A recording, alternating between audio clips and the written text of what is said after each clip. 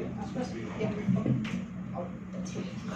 Hello everyone, I'm Riya Trivedi and I'm here to exploit my experiences just like you're now.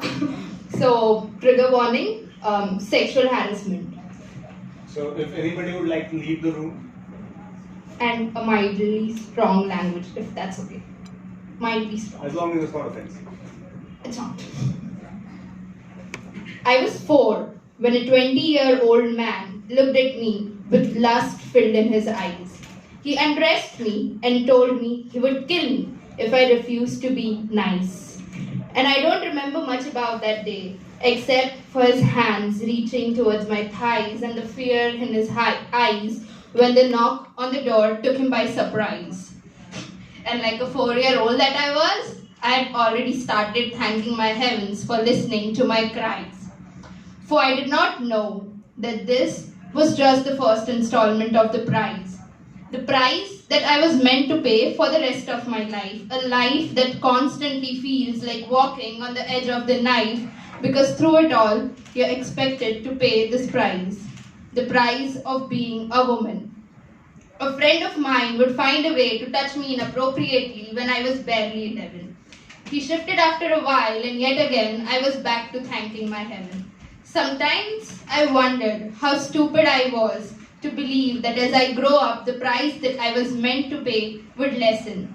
Because even then, a report told me that every 4 minutes, a girl somewhere faces molestation. And I wish I understood it sooner so that I could brace myself for everything that was meant to happen. I was 17 when a man sitting next to me in a rickshaw placed his hand on my thigh. He smiled at me as his hand crawled upwards as if my misery and my pain was making him high. And in that moment, I remember all I wanted to do was to curl up in a ball and cry, for my heavens refused to help me this time. So I took a compass out of my bag and stabbed him in his thigh and then jumped out of a moving rickshaw without looking at him in the eye. Since that day, I've stopped praying to my heavens. For on my heavens, I can no longer rely. So you ask me, what do I do now? I walk with the cutter inside my pocket.